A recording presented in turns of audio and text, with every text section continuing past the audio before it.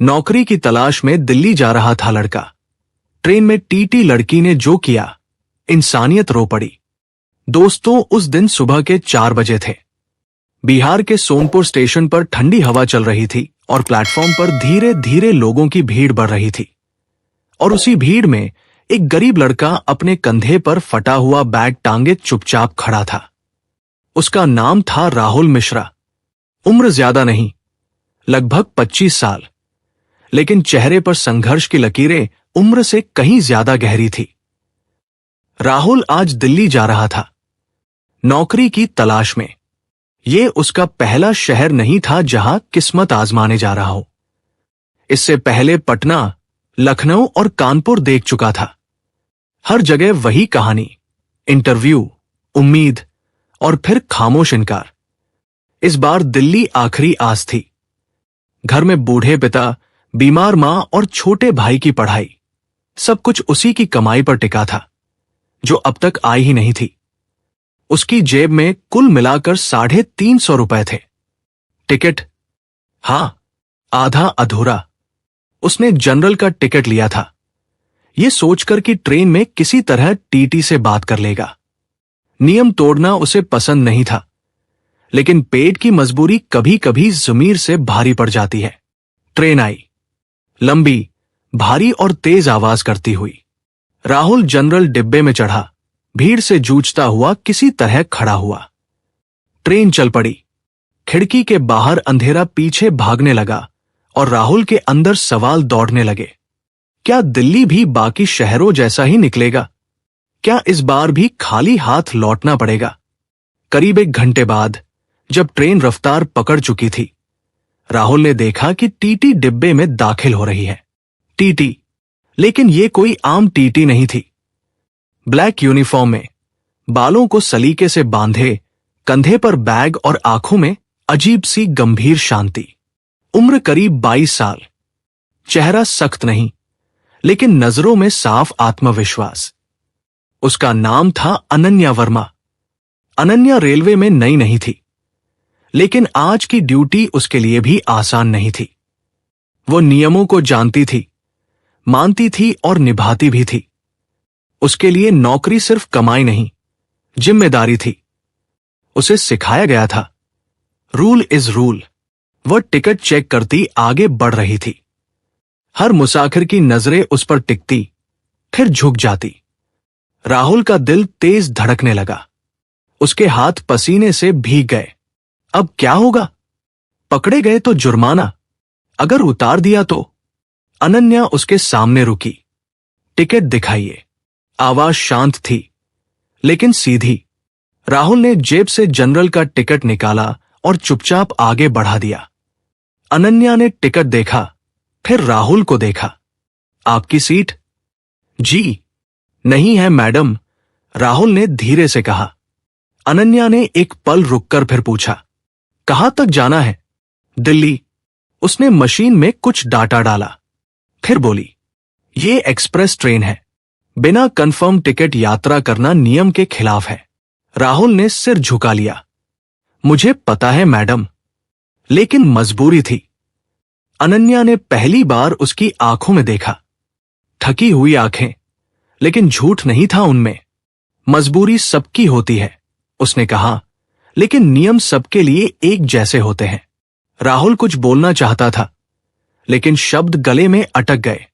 वह जानता था, अब जुर्माना तय है, शायद ट्रेन से उतारा जाना भी।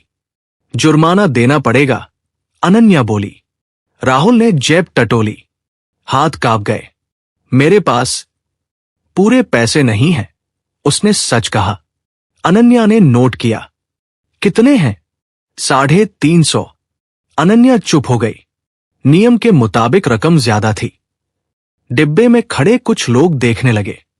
किसी की नजर में सहानुभूति थी, किसी में मजा।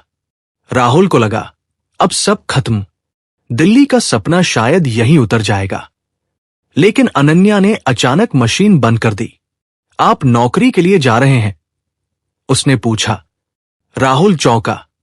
जी हां। किस तरह की नौकरी? कोई भी, बस काम चाहिए। अनन्या ने एक लंबी सांस ली। ये सांस सिर्फ थकान की नहीं थी, ये नियम और इंसानियत के बीच खड़ी एक लड़की की सांस थी। उसने चारों तरफ देखा, फिर राहुल से धीमी आवाज में बोली, आप अभी सीट पर बैठ जाइए, मैं बाद में आती हूं। राहुल को यकीन नहीं हुआ। जी, मैंने कहा बैठ जाइए। आवाज अब भी शांत थी। राहुल ने कुछ नहीं पूछा, बस धीरे से पास की खाली सीट पर बैठ गया। अनन्या आगे बढ़ गई, लेकिन उसके कदमों में अब पहले जैसी सख्ती नहीं थी। राहुल की सांसें धीरे धीरे सामान्य हुई। वो समझ नहीं पा रहा था कि यह राहत है या किसी बड़ी मुसीबत से पहले की शांति। ट्रेन आगे बढ़ती रही, स्टेशन पीछे छूटते रहे, और राहुल को यह अंदाजा भी नहीं था कि आज ट्रेन के इसी सफर में एक टीटी का लिया गया ये छोटा सा फैसला उसकी जिंदगी की दिशा बदलने वाला था। क्योंकि ये सिर्फ टिकट की कहानी नहीं थी, ये किस्मत के अगले मोड़ की शुरुआत थी। और वह मोड़ अभी बहुत दूर नहीं था। खैर दोस्तों, ट्रेन अब पूरी रफ्तार में थी। सोनपुर बहुत पीछे छूट चुका था और खिड़की के बाहर उगते सूरज की हल्की रोशनी डिब्बे के भीतर फैलने लगी थी। राहुल सीट पर बैठा था, लेकिन उसका मन अब भी खड़ा हुआ था, डरा हुआ, असमंजस में। उसे बार बार यही लग रहा था कि अनन्या अभी वापस आएगी, मशीन चालू करेगी और कहेगी, उठिए, जुर्माना भरिए या अगले स्टेशन उतरिए। लेकिन ऐसा कुछ नहीं हुआ। अनन्या पूरे डिब्बे में टिकट चेक करती रही। वो हर यात्री से वही सख्त लेकिन सभ्य लहजे में बात कर रही थी।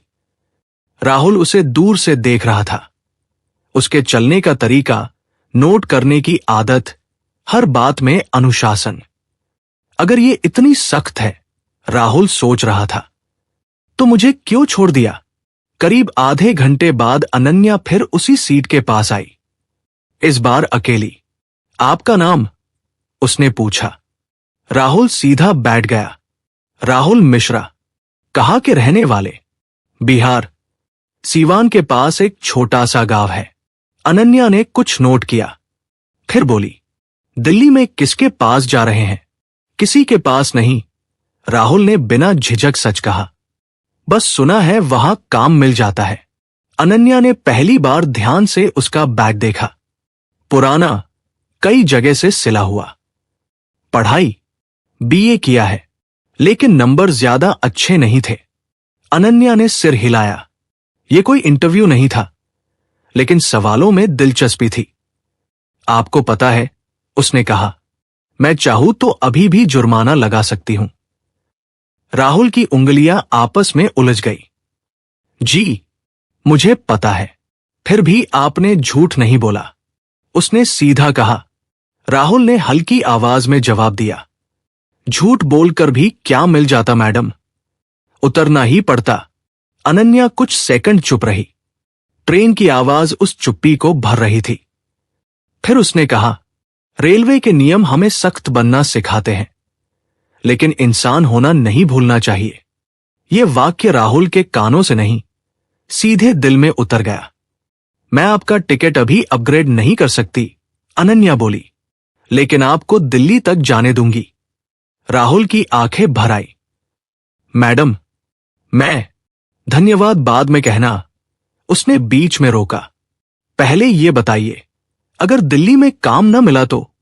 राहुल ने बिना सोचे कहा, तो फिर कोशिश करूंगा। हार मानने का हक नहीं है मुझे। अनन्या ने उसकी तरफ देखा। इस बार उसकी नजर में अफसर नहीं, इंसान था। मेरी ड्यूटी अभी खत्म नहीं हुई है, उसने कहा, लेकिन अगर किसी ने आपसे सवाल किया तो आप मेरा नाम बता देना। नाम? अनन्या वर्मा। राहुल ने नाम दोहराया, जैसे उसे याद में बांध लेना चाहता हो। अनन्या आगे बढ़ गई, लेकिन राहुल के भीतर कुछ स्थिर हो गया था। उसे लग रहा था कि यह सफर अब सिर्फ दिल्ली तक का नहीं रहा, यह किसी अनजाने भरोसे की ओर बढ़ रहा था। दोपहर तक ट्रेन कई स्टेशन पार कर चुकी थी। राहुल ने पहली बार चैन से खाना खाया, जो घर से मां ने बांध दिया था। हर निवाले के साथ उसे लग रहा था कि आज कोई उसे देख रहा है। शाम ढलने लगी। अनन्या की ड्यूटी लगभग खत्म होने वाली थी। वो फिर राहुल के पास आई। दिल्ली आने में अभी काफी समय है, उसने कहा। अगर आपको कोई दिक्कत हो तो बता देना। राहुल ने हिम्मत जुटाकर पूछा, मैडम, आप रोज ऐसे फैसले लेती हैं? अनन्या हल्की मुस्कुराई। नहीं, उसने कहा, लेकिन कुछ चेहरे रोज नहीं मिलते। राहुल कुछ बोल नहीं पाया। अनन्या मुड़ी और चलने लगी, लेकिन 2 कदम बाद रुककर बोली, राहुल, दिल्ली सिर्फ नौकरी नहीं बदलती, इंसान को भी बदल देती है। फिर वह चली गई। राहुल देर तक उसी दिशा में देखता रहा। उसे पहली बार लगा कि शायद उसकी जिंदगी में कोई बिना शर्त विश्वास करने वाला भी आ सकता है, लेकिन वह नहीं जानता था कि यह सफर सिर्फ भरोसे तक सीमित नहीं रहेगा, क्योंकि दिल्ली पहुंचने से पहले एक और मोड़ बाकी था। ऐसा मोड़ जहां अनन्या को भी अपने नियमों से बड़ा फैसला लेना पड़ने वाला था। खैर दोस्तों, अब रात हो चुकी थी और ट्रेन अंधेरे को चीरती हुई आगे बढ़ रही थी। डिब्बे की लाइटें धीमी हो चुकी थी। ज्यादातर यात्री सो चुके थे, लेकिन राहुल की आंखों में नींद नहीं थी। अनन्या के शब्द उसके दिमाग में बार बार गूंज रहे थे। दिल्ली इंसान को बदल देती है, वह सोच रहा था। क्या वह बदल पाएगा या टूट जाएगा? करीब रात के 10 बजे ट्रेन एक बड़े जंक्शन पर रुकी। अचानक डिब्बे में हलचल हुई। कुछ लोग चढ़े, कुछ उतरे। उसी भीड़ के साथ 2 आरपीएफ जवान भी अंदर आए। उनके चेहरे पर सख्ती थी, नजरें तेज। टिकट चेक होगा, एक जवान की आवाज गूंजी। राहुल का दिल जोर से धड़कने लगा। उसके हाथ अपने आप बैग की जिप पर चले गए, जैसे उसमें टिकट ढूंढ रहे हों, जबकि उसे पता था कि वहां कुछ नहीं है। एक एक करके यात्रियों से टिकट मांगे जाने लगे। राहुल की बारी पास आ रही थी। अब क्या होगा? उसने मन ही मन सोचा। अनन्या का नाम लूंगा या चुप रहूं? तभी एक जवान ने सख्त लहजे में कहा, तुम्हारा टिकट? राहुल ने हिम्मत जुटाई। जी, मेरे पास कन्फर्म टिकट नहीं है। जवान की भौहें चढ़ गई। तो यहां क्या कर रहे हो? डिब्बे में कुछ लोग जाग चुके थे। नजरें राहुल पर टिक गई। मैं नौकरी की तलाश में दिल्ली जा रहा हूं। राहुल ने सच कहा। जवान हंस पड़ा। नौकरी सब ढूंढते हैं, लेकिन बिना टिकट सफर करने की इजाजत नहीं है। वह उसे उठने का इशारा करने ही वाला था कि पीछे से एक आवाज आई, रुकिए। अनन्या। वह वर्दी में नहीं थी, लेकिन पहचान छुपी नहीं थी। उसने अपनी आईडी आगे बढ़ाई। ये यात्री मेरी जिम्मेदारी पर है, उसने साफ और ठंडे स्वर में कहा। आरपीएफ जवान ने उसे ऊपर से नीचे देखा। मैडम, नियम सबके लिए बराबर है। अनन्या की आवाज में अब नरमी नहीं थी, और नियमों में मानवीय विवेक की भी जगह होती है। डिब्बे में सन्नाटा छा गया। ये लड़का पहली बार दिल्ली जा रहा है। अनन्या बोली, इसके पास पैसा सीमित है, लेकिन इरादा साफ है। अगर आप चाहें तो रिपोर्ट लिखिए, मैं साइन करूंगी। राहुल की आंखें फैल गई। वह समझ नहीं पा रहा था कि कोई उसके लिए इतना बड़ा रिस्क क्यों ले रहा है। जवान ने कुछ सेकंड सोचा, फिर गहरी सांस लेकर बोला, ठीक है मैडम, इस बार छोड़ रहे हैं। वे आगे बढ़ गए। जैसे ही वे दूर हुए, राहुल सीट पर ढहसा गया। उसकी सांसें कांप रही थी। मैडम, आपने? उसकी आवाज टूट गई। अनन्या ने उसे रोक दिया। मैंने कुछ नहीं किया, उसने कहा, बस वही किया जो सही लगा। लेकिन अगर आपको परेशानी हो जाती? राहुल ने डरते हुए पूछा। अनन्या कुछ पल चुप रही, फिर बोली, कभी कभी दूसरों की जिंदगी बचाने के लिए अपनी कुर्सी से डरना छोड़ना पड़ता है। ये बात राहुल के लिए नई थी।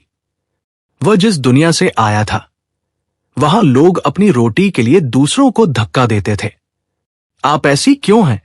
राहुल के मुंह से निकल गया। अनन्या ने खिड़की की तरफ देखा। अंधेरा तेजी से पीछे भाग रहा था। क्योंकि उसने धीरे से कहा, मैं भी कभी ऐसे ही ट्रेन में बैठी थी। डरी हुई राहुल ने उसकी तरफ देखा, लेकिन उसने आगे कुछ नहीं कहा। रात और गहरी हो गई। डिब्बा फिर शांत हो गया। अनन्या उठी। मैं दूसरे कोच में जा रही हूं, उसने कहा। अगर कुछ हो तो डरना मत। राहुल ने सिर हिलाया। जब वह चली गई, राहुल ने पहली बार महसूस किया, यह सफर अब सिर्फ नौकरी पाने का नहीं रहा। कहीं न कहीं दो अजनबी एक दूसरे की जिंदगी में ऐसे जुड़ चुके थे, जहां से वापस वही इंसान बनकर लौटना नामुमकिन था। और यही जुड़ाव अगली सुबह एक ऐसे सच को जन्म देने वाला था, जो राहुल की सोच और अनन्या के फैसलों दोनों को बदल देने वाला था। इसीलिए जो सच अगली सुबह सामने आने वाला था, उसकी आहट राहुल को रात भर सोने नहीं दे रही थी। इसीलिए खिड़की से आती ठंडी हवा उसके चेहरे से टकरा तो रही थी, लेकिन राहुल के भीतर अजीब सी गर्मी थी, घबराहट की, उम्मीद की और उस एहसान की जिसे वो शब्दों में बांध नहीं पा रहा था। और इसी तरह देखते देखते सुबह के 4 बज चुके थे। डिब्बे में हलचल बढ़ने लगी थी। कुछ लोग उठकर पानी लेने जा रहे थे, कुछ चाय का इंतजार कर रहे थे। राहुल सीट पर सीधा बैठ गया। उसकी नजर बार बार उस रास्ते पर जा रही थी, जहां से अनन्या रात को गई थी। कुछ ही देर में वो फिर दिखी। वही शांत चेहरा, वही सधी हुई चाल, लेकिन आज आंखों में रात की थकान साफ थी। उसने राहुल को देखा, हल्की सी मुस्कान दी और सामने वाली सीट पर बैठ गई। नींद आई? उसने सामान्य सी आवाज में पूछा। राहुल ने सिर हिला दिया। नहीं, आप? आदत हो गई है, अनन्या ने कहा। ड्यूटी में नींद को साथ लेकर नहीं चलते। कुछ पल दोनों चुप रहे। फिर राहुल ने हिम्मत जुटाई। मैडम, कल आपने जो किया, उसके लिए धन्यवाद कहना भी कम है। अनन्या ने उसकी बात काट दी। धन्यवाद की जरूरत नहीं, उसने कहा। बस एक वादा कर दो। कौन सा? राहुल ने तुरंत पूछा। दिल्ली जाकर गलत रास्ता मत चुनना। उसकी आवाज अचानक गंभीर हो गई। आसान रास्ते बहुत मिलेंगे, लेकिन सही रास्ता थोड़ा लंबा होता है। राहुल ने बिना सोचे कहा, आपने जो भरोसा मुझ पर किया है, उसे कभी टूटने नहीं दूंगा। अनन्या ने उसे ध्यान से देखा। शायद परख रही थी, या शायद पहली बार किसी पर भरोसा जमाने की कोशिश कर रही थी। ट्रेन एक छोटे स्टेशन पर रुकी। चाय वाले की आवाज गूंजी। राहुल उठ गया। चाय लाऊं? उसने पूछा। अनन्या कुछ कहने ही वाली थी कि रुक गई। फिर बोली, हां, लेकिन इस बार मेरे पैसे से। राहुल मुस्कुरा दिया। चाय आई। दोनों ने चुपचाप पी। दिल्ली अब दूर नहीं थी। जैसे जैसे ट्रेन आगे बढ़ रही थी, राहुल के भीतर डर कम और हौसला ज्यादा हो रहा था। वो अब सिर्फ नौकरी के बारे में नहीं सोच रहा था, वो अपने आप को उस भरोसे के लायक बनाने के बारे में सोच रहा था जो उसे मिला था। अचानक अनन्या का फोन बजा। उसने कॉल उठाई। हां, जी सर, समझ गई। ठीक है। फोन रखते ही उसके चेहरे पर हल्का तनाव आ गया। सब ठीक है? राहुल ने पूछा। दिल्ली पहुंचते ही मुझे रिपोर्ट करनी है, उसने कहा। आज का दिन थोड़ा लंबा होने वाला है। राहुल कुछ पल चुप रहा, फिर बोला, अगर कभी आपको लगे कि आपने कल गलती की थी, तो समझ लीजिएगा कि आपने एक इंसान को टूटने से बचा लिया। अनन्या ने उसकी तरफ देखा। उसकी आंखों में अब औपचारिकता नहीं थी। राहुल, उसने पहली बार उसका नाम लिया। मैंने गलती नहीं की थी, और अगर दोबारा वही हालात हो तो मैं वही करूंगी। ट्रेन की रफ्तार और कम हो गई। दूर दूर तक इमारतें दिखने लगी। दिल्ली स्टेशन आने ही वाला था। भीड़ बढ़ गई। लोग बैग उठाने लगे। घोषणा हुई, अगला स्टेशन नई दिल्ली। राहुल का दिल तेज धड़कने लगा। यही वह जगह थी जहां से उसकी नई जिंदगी शुरू होने वाली थी। अनन्या उठी। उसने अपना बैग संभाला। यहां से रास्ते अलग हैं, उसने कहा, लेकिन शायद मुलाकात यहीं खत्म नहीं होती। राहुल ने उसकी तरफ देखा। अगर कभी लगे कि भरोसा बेकार नहीं गया, उसने कहा, तो समझ लीजिएगा कि आपकी वजह से कोई आज खड़ा है। ट्रेन रुकी, दरवाजे खुले, लोग उतरने लगे। अनन्या भी उतरी। कुछ कदम आगे बढ़कर वो रुकी, पीछे मुड़ी। राहुल, उसने कहा, दिल्ली में अकेला मत पड़ना, और अगर जरूरत पड़े तो ये नंबर है। उसने एक कागज उसकी हथेली पर रख दिया। राहुल कुछ कह पाता, उससे पहले भीड़ उन्हें अलग कर चुकी थी। स्टेशन का शोर बढ़ गया, सीटी बजी, ट्रेन आगे बढ़ गई। राहुल प्लेटफॉर्म पर खड़ा रह गया, हाथ में एक नंबर, दिल में एक भरोसा और आंखों में एक सपना। उसे नहीं पता था कि यह नंबर सिर्फ मदद का नहीं था, बल्कि उसकी जिंदगी का सबसे बड़ा मोड़ बनने वाला था। क्योंकि दिल्ली में जो पहली रात राहुल के लिए सबसे कठिन होने वाली थी, उसी रात एक ऐसा सच सामने आने वाला था जो अनन्या को भी अपने ही फैसलों के सामने खड़ा कर देने वाला था। खैर दोस्तों, दिल्ली की वह रात राहुल के लिए किसी इम्तिहान से कम नहीं थी। स्टेशन से बाहर निकलते ही उसे एहसास हो गया कि यह शहर किसी का इंतजार नहीं करता। यहां हर कोई अपने रास्ते पर तेजी से बढ़ रहा था, और जो रुक गया वो पीछे छूट गया। हाथ में छोटा सा बैग, जेब में सीमित पैसे और दिल में अनन्या पर किया गया वादा, यही उसकी पूंजी थी। उसने प्लेटफॉर्म के बाहर एक पल के लिए रुककर गहरी सांस ली और खुद से कहा कि अब पीछे मुड़ने का कोई रास्ता नहीं है। पहली रात उसने स्टेशन के पास एक सस्ते लॉज में गुजारी। कमरा छोटा था, खिड़की से बाहर ट्रैफिक का शोर लगातार आ रहा था, लेकिन राहुल को नींद नहीं आ रही थी। उसकी आंखों के सामने बार बार ट्रेन का वह डिब्बा, अनन्या की आंखें और उसकी आवाज घूम रही थी। आसान रास्ता मत चुनना, यही वाक्य उसके दिमाग में हथौड़े की तरह बज रहा था। वह जानता था कि दिल्ली में गलत रास्ते बहुत जल्दी पैसे दिला सकते हैं, लेकिन उसने तय कर लिया था कि चाहे जितनी मुश्किल हो, वो सही रास्ते से ही आगे बढ़ेगा। सुबह होते ही राहुल निकल पड़ा, एक हाथ में फाइल, दूसरे में आवेदन पत्र और मन में उम्मीद। वो एक ऑफिस से दूसरे ऑफिस जाता रहा। कहीं कहा गया अभी वैकेंसी नहीं है, कहीं कहा गया अनुभव चाहिए, और कहीं तो उसे अंदर घुसने भी नहीं दिया गया। दोपहर तक उसके पैर जवाब देने लगे, लेकिन वह रुका नहीं। उसने खुद से कहा कि अगर कल ट्रेन में छूट जाता तो आज यहां खड़ा नहीं होता। यही सोच उसे आगे बढ़ा रही थी। शाम ढलने लगी थी जब उसका फोन बजा। नंबर वही था जो अनन्या ने दिया था। राहुल का दिल जोर से धड़कने लगा। उसने कॉल उठाई। कैसे हो? उधर से अनन्या की आवाज आई। ठीक हूं, कोशिश कर रहा हूं। राहुल ने सच सच कहा। मैंने सोचा फोन कर लूं। उसने कहा, दिल्ली नए लोगों को जल्दी थका देती है। राहुल कुछ पल चुप रहा, फिर बोला, आज समझ आया कि आपने ट्रेन में क्यों इतना जोर देकर कहा था। अनन्या ने हल्की सी सांस ली। राहुल, एक बात कहूं? उसने कहा, कल रात तुम्हारे बारे में सोचती रही। अगर तुम गलत हाथों में पड़ जाते तो शायद मैं खुद को माफ नहीं कर पाती। उसकी यह बात राहुल के दिल में उतर गई। मैं आपको निराश नहीं करूंगा, उसने कहा। कॉल खत्म हुई, लेकिन राहुल को लगा जैसे किसी ने उसके कंधे पर हाथ रख दिया हो। उसी भरोसे के सहारे वह अगले दिन फिर निकला।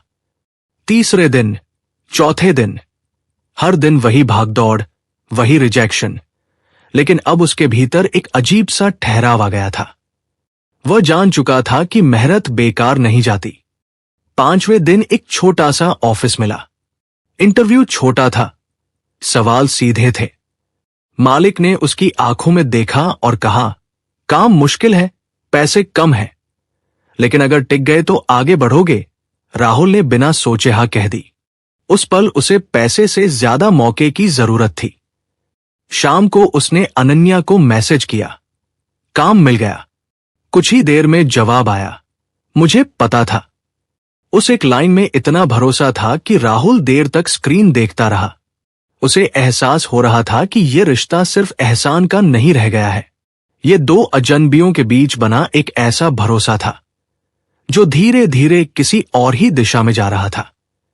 इधर अनन्या की जिंदगी भी आसान नहीं थी। ऑफिस में सवाल उठने लगे थे। कुछ सीनियर अफसरों को पता चला कि उसने एक बिना टिकट लड़के की मदद की थी। नियमों की बातें होने लगी। उसे बुलाकर समझाया गया कि अगली बार ऐसी गलती बर्दाश्त नहीं होगी। अनन्या ने सब सुना, लेकिन झुकी नहीं। उसने साफ कहा कि अगर इंसानियत गलती है तो वह गलती फिर करेगी। उस रात वह देर तक अकेली बैठी रही। उसके सामने राहुल का चेहरा घूम रहा था, डरा हुआ लेकिन ईमानदार। उसने महसूस किया कि शायद उसकी जिंदगी में भी कोई ऐसा आया है जिसने उसे नियमों से आगे सोचने पर मजबूर कर दिया है। दिन बीतते गए। राहुल का काम धीरे धीरे संभलने लगा। अनन्या और उसकी बातें बढ़ने लगी। कभी कॉल पर, कभी मैसेज में। दोनों अपनी अपनी दुनिया की परेशानियां साझा करने लगे। अब बात सिर्फ हालचाल की नहीं थी, अब सपनों की भी होने लगी थी। एक शाम अनन्या ने कहा, राहुल, अगर कभी लगे कि मैं तुम्हारे रास्ते में आ रही हूं तो सच बोल देना। राहुल ने तुरंत जवाब दिया, आप रास्ता नहीं हैं, आप वजह हैं। फोन के उस पार अनन्या चुप हो गई। शायद पहली बार उसे भी एहसास हुआ कि ट्रेन की वह मुलाकात सिर्फ संयोग नहीं थी, लेकिन जिंदगी अभी एक और इम्तिहान लेने वाली थी। एक ऐसा इम्तिहान जो सिर्फ राहुल का नहीं, अनन्या का भी होने वाला था। और उस इम्तिहान के बाद उन दोनों के रिश्ते को एक नाम मिलने वाला था।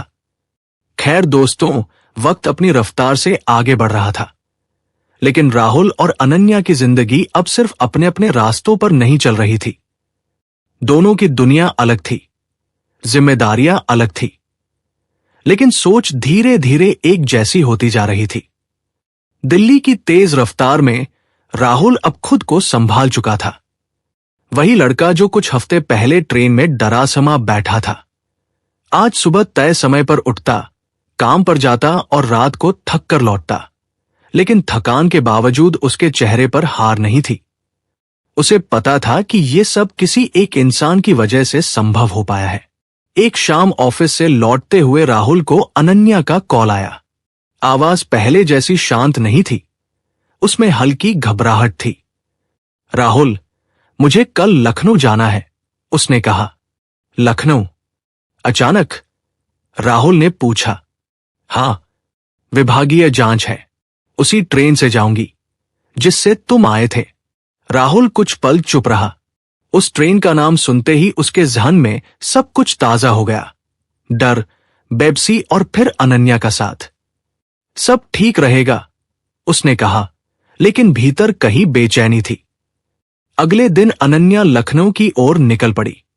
रास्ते भर वह सोचती रही कि अगर उस दिन राहुल को न रोका होता तो शायद आज वो खुद को आईने में देखने लायक न रहती। जांच लंबी चली, सवाल पूछे गए, फाइलें देखी गई, नियमों की बातें हुई। अंत में वरिष्ठ अधिकारी ने बस इतना कहा, आपने नियम तोड़े लेकिन नीयत सही थी, अगली बार सावधान रहिए। अनन्या ने राहत की सांस ली। उसी शाम उसने राहुल को फोन किया। सब ठीक है, उसने कहा। राहुल के लिए यह सिर्फ एक खबर नहीं थी, ये उस डर का अंत था जो वो कई दिनों से मन में लिए घूम रहा था। कुछ हफ्तों बाद राहुल को काम में पहली बड़ी सफलता मिली। उसकी ईमानदारी और मेहनत देखकर उसे स्थायी नौकरी का ऑफर मिला। वह देर तक ऑफर लेटर हाथ में पकड़े बैठा रहा। सबसे पहला ख्याल अनन्या का आया। उसने उसी वक्त कॉल किया। मुझे नौकरी मिल गई, उसने कहा। फोन के उस पार कुछ पल खामोशी रही, फिर अनन्या की आवाज आई। मुझे तुम पर भरोसा था। उस भरोसे में इतना अपनापन था कि राहुल की आंखें भर आई। उसने महसूस किया कि अब वह सिर्फ अपने लिए नहीं जी रहा, उसकी मेहनत किसी और की उम्मीद भी बन चुकी है। कुछ दिनों बाद अनन्या दिल्ली आई। दोनों एक छोटे से कैफे में मिले। पहली बार आमने सामने बैठकर उन्होंने महसूस किया कि ट्रेन में शुरू हुई बातचीत अब कितनी आगे आ चुकी है। न कोई झिझक थी, न औपचारिकता। अगर उस दिन मैं टीटी न होती, अनन्या ने कहा, राहुल ने बात काट दी, तो शायद आप वही होती जो आज है, और मैं वही जो आज हूं। फर्क बस इतना है कि हमारी मुलाकात नहीं होती। दोनों मुस्कुरा दिए। उस मुस्कान में कोई जल्दबाजी नहीं थी, बस सुकून था। राहुल, अनन्या ने थोड़ी देर बाद कहा, हम दोनों अलग दुनिया से आए हैं। अगर ये रिश्ता बोझ बन जाए। राहुल ने उसका हाथ थाम लिया। अगर बोझ लगता तो मैं उस दिन उतर जाता, उसने शांत आवाज में कहा। उसी पल अनन्या समझ गई कि ये लड़का सिर्फ मदद के लिए नहीं आया था, ये साथ निभाने आया था। कुछ महीनों बाद राहुल अपने माता पिता को दिल्ली लाया। अनन्या भी अपने परिवार से मिली। कोई बड़ा नाटक नहीं हुआ, कोई दिखावा नहीं, बस दो परिवार जो समझ गए थे कि कभी कभी जिंदगी सबसे सही इंसान से सबसे अजीब हालात में मिलवाती है। और दोनों के परिवार की मंजूरी से अनन्या और राहुल का रिश्ता तय हुआ। कुछ दिन बाद शादी सादगी से हुई, न ज्यादा शोर, न भारी रस्में, बस एक वादा कि मुश्किल चाहे जैसी भी हो, भागा नहीं जाएगा। आज जब राहुल सुबह काम पर निकलता है और अनन्या अपनी ड्यूटी पर, तो दोनों को पता है कि उनकी कहानी किसी फिल्म जैसी नहीं थी। ये एक काम लड़के और एक ईमानदार अफसर की कहानी थी, जिसमें नायक वही बना जो सही वक्त पर इंसान बना। अब जरा खुद से एक ईमानदार सवाल पूछिए, अगर आप अनन्या की जगह होते, वर्दी में, नियम आपके हाथ में होता और सामने राहुल जैसा मजबूर लड़का बैठा होता, तो क्या आप सिर्फ नियम निभाते या इंसान बनना चुनते? और अगर आप राहुल की जगह होते, जिंदगी ने पहली बार सहारा दिया होता, तो क्या आप उस भरोसे की कद्र करते या मौका समझकर खो देते? कमेंट में सिर्फ एक शब्द लिखिए, नियम या इंसानियत। आपका जवाब बताएगा आप किस तरह के इंसान हैं। अगर आपको लगता है कि आज की दुनिया को नियम से ज्यादा इंसानियत की जरूरत है, तो इस कहानी को लाइक कीजिए, शेयर कीजिए।